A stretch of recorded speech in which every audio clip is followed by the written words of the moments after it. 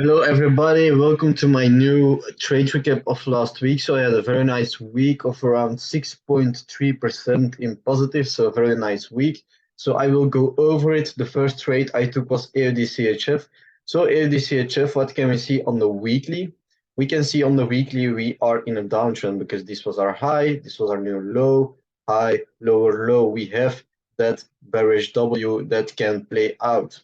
And what I saw about that bearish W is we had here our previous low that can become resistance. So this can be this is already my support. Here we had already a resistance week that went to the downside. And now we touched it also very nicely and we went to the downside. So as I can see, maybe we can have also supply and demand zone at this zone. What can we see?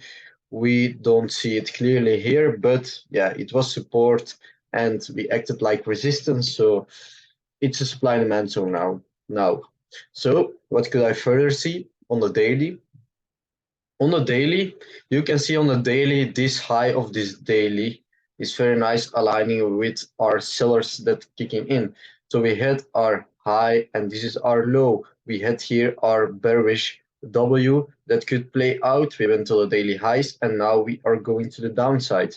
So we had also that descending trend line, first touch, second touch, third touch. We went a little bit above that and then we went to the downside.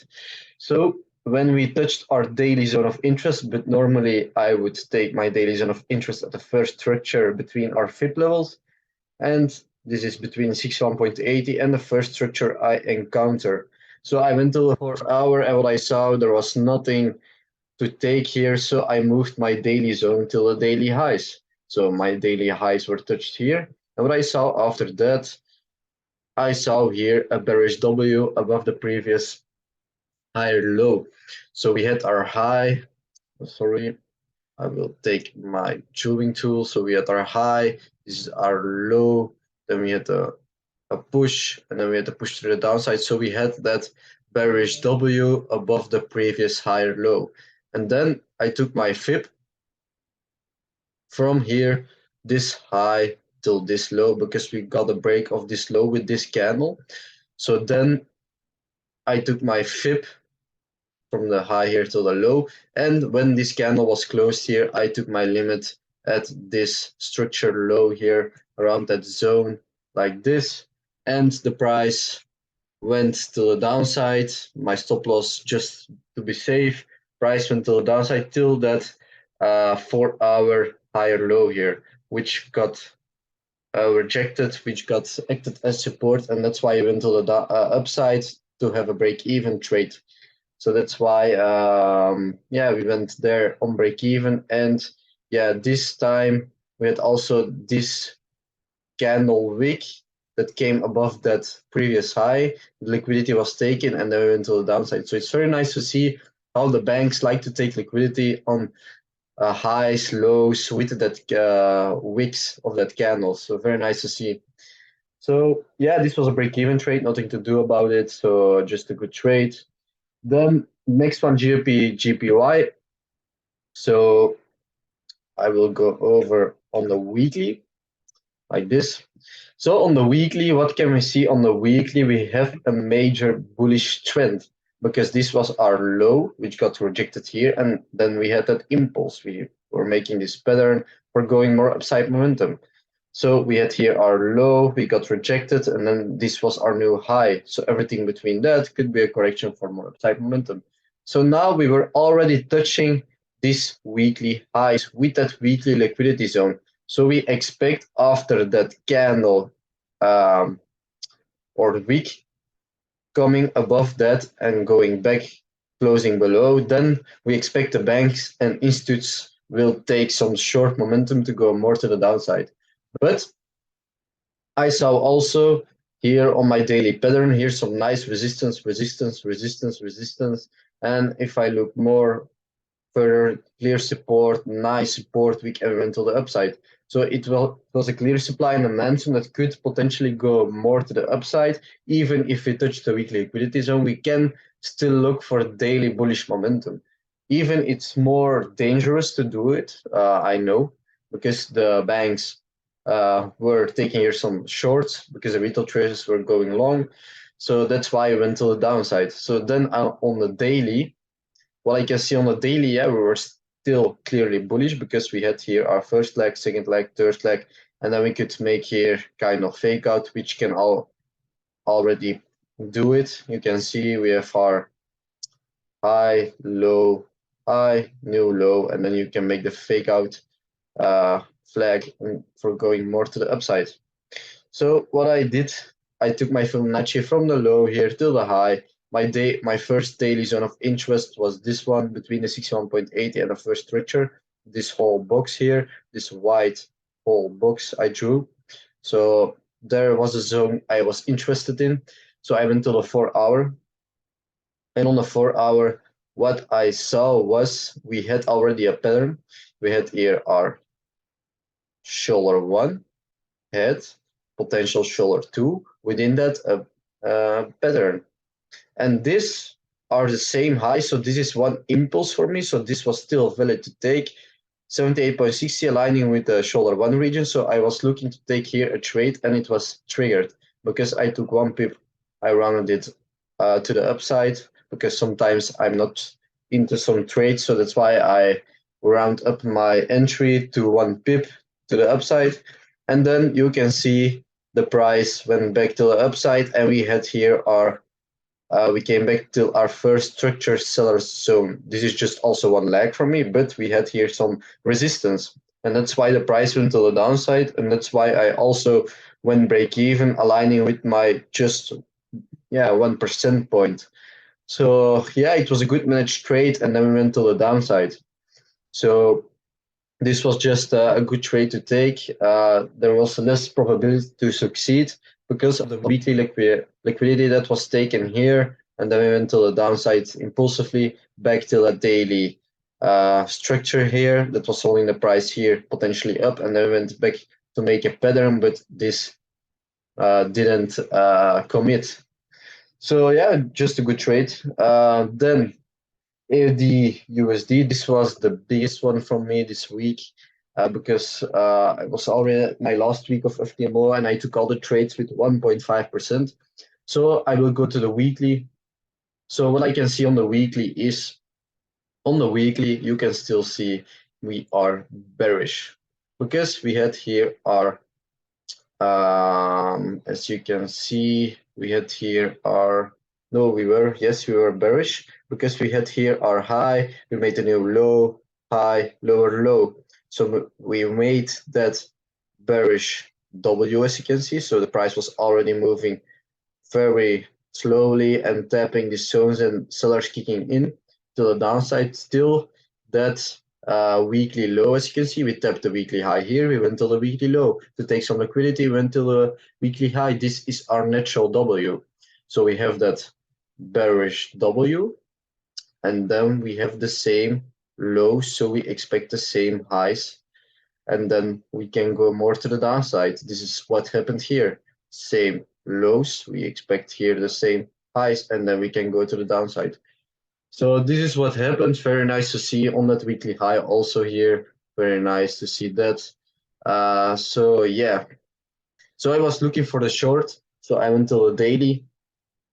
And the thing I also need to mention is that we had here a weekly high here, liquidity zone, and we went just above that. So what the banks and institutes like to do is going above that zone and then taking the retail traders out to think, yeah, we can go to the upside because we broke some point on their 2-hour, 1-hour, 30-minute chart.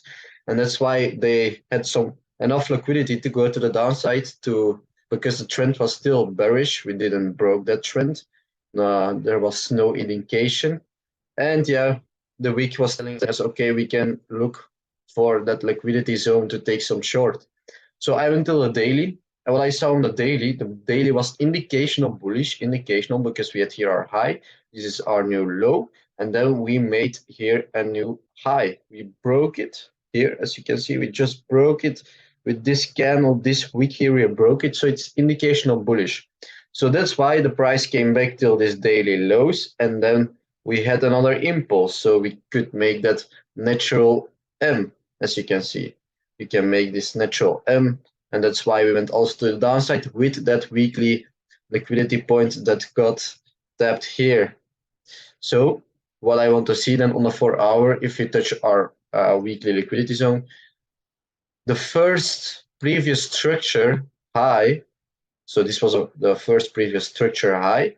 So we had here our low, high, low, higher, high. So this was our last high here. And the previous structure high, we just need to draw a line or a box there like this here. And then when this candle close under this gray zone, then we want to take the limit. So the candle was closing here, and then I want to take the limit. The limit was already set till that first point structure high, that previous high structure. And that's why I did that here, because I saw in my backtesting that it plays a lot of times out. So yeah, it was a nice trade, and stop loss placing safely above that high for around 5% till that potentially shoulder one here, because the buyers kicked in very heavily from here with that resistance support potentially. Here some resistance again, so that's why I want to see 5%, because I see it testing out with 5%. It's going very well, so that's why I use 5% till the daily zone, daily reversal zones or daily lows, highs. Yeah, so I took here around six and a little bit out, because it was around 1.5% risk entry. I took here some partials out to be sure, around 3.2%, and then around the 5.1. Yeah. So then the last trade, Ethereum. So Ethereum, I want to take back again the long, because the day was still bullish, because we had our first leg, second leg, third leg. This is one whole leg for me. This low, high, everything between that could be relief correction for potential more upside momentum. So I drew also my black horizontal line for the fake out, and you saw we didn't close with a daily candle under it. We just had some wicks under it to take fake outs here. It took some liquidity below these wicks. You can see the banks institutes took some liquidity for more upside momentum. But I saw also that this IC was sitting in the way to go more to the upside. So we took some liquidity from that IC back to the downside. Here also a false break to the downside. So it didn't want to commit fully. So, and then I want to take here a trade, which was maybe a bad mindset or my mentality to go in that thing, because I already saw that the price didn't want to go to the upside, and also because that weekly IC here wasn't tapped yet. So that's why the price was having here some difficulty, because we had here still a bullish uptrend from that weekly, and we wanted to tap that IC because it's working like a magnet. So this was a mistake from me, that the price was here already having some difficulties on the daily end. We wanted to tap the weekly IC. And we did that, and now we can potentially push more to the upside, or make here kind of weekly shoulder one, head shoulder two, maybe kind of smaller reversal pattern or daily pattern, which is possible because the weekly is still bullish for going more upside momentum, because this was clear support here, and we act like support now on this week. So then I went to a daily. I explained the daily already. I just took here on my daily zone of interest, because we were back at it, and I could reset my pattern if we touch the daily white zone. And then I went to a 4-hour, and you can see that I wanted to trade a diesel. We had our first candle here, second candle, third candle, the fourth one was a blue, so I can enter on the fifth one, and the price went back to the downside. What you could see is, even if there was a close below that daily lows, higher low here, you could trade here the weekly liquidity zone, because here you can see this was my weekly smaller low. I took there the weekly reverse point, and we were below it. So if I go to the 4-hour, you can see we were going below it, and now I want to see a pattern. So yeah, we made here a low. This was our high, new low. So I want to see a candle close back, closing above that 4-hour reverse point, previous structure low. So, and then you could take here a trade because we broke above that. You could take here a trade. So I will make this smaller. You could take the trade to the upside to the first daily point structure. Kind of, yeah, here 5% could be like this. Like this 5% will be enough. Or if you want to take here this selling zone, STP, like this here, this could be a selling zone, and you want here 4%, 5%. Yeah, 5% is possible. Yeah, 5% because you are just below the lows here to be safe. And then the trade can already be running 1.2%. And yeah, it will much likely go till these daily lows here to have some resistance here. So these daily lows that acted as support here can work like resistance there. So yeah, you could take this trade. I didn't saw it anymore because I already had a loss there, so I wasn't focused on it. But yeah, you could take a trade, and then on this daily low, you can take some partials till the daily high, then for 5%. So daily reversal zone, selling zone for 5%, sorry. So yeah, this is how powerful the weekly liquidity zones are. And if you use this, you will have a lot of gains. And yeah, test it out. And I would say it's a very nice strategy to use. So yeah, then I'm still running another straight Euro AUD that I took that week. This was already kind of same yeah thing. So what we saw was we had here our weekly bullish M, and we tapped our weekly IC here. We tapped our weekly IC liquidity zone, and we had also a wick under this yeah higher wick. So this was also a wick that took some liquidity from a very nice zone. This is our clear resistance here by support. Yeah, you have here a very nice resistance. So it took some liquidity from that weekly supply and demand zone, and then we closed back below, just with that wick not closing, just we went back then above, and then yeah, you could see this as a liquidity taken thing, also from that IC. So I went to the daily. What I saw on the daily, yeah, we closed below our um, daily previous higher low. This is our higher low. This is our higher high. We had that yeah, kind of bullish M here that could play out. You can see it here. It's just also your shoulder one, head shoulder two. Also, it's an inverse and shoulders, but we went to the daily lows. So what I could see was, okay, the price was coming back, corrective, and then we went straight to the daily lows, and we closed below that black fake out zone of that daily low wick. So then I want to see, okay, we have that weekly reverse point. We went below that, and I want to see a pattern. And what I saw then was we came very correctively, so I will do it like this. So we went below that, we hit our low, high, we made a new low. I want to see a wick back closing above that, yeah, this gray zone. And then I want to take the limit on that zone there. And I was stepped in a little bit lower. I thought, yeah, I was stepped in a little bit lower. I was also, that's time, just on the market, so I didn't saw it clearly back then, but then I was entering manually. And then, yeah, the trade was playing out. So that's how nice the weekly liquidity zone is for us, for me. And yeah, now I have some 4-hour TP sitting here that I can show my stop loss at 1% because I used the profit looking method.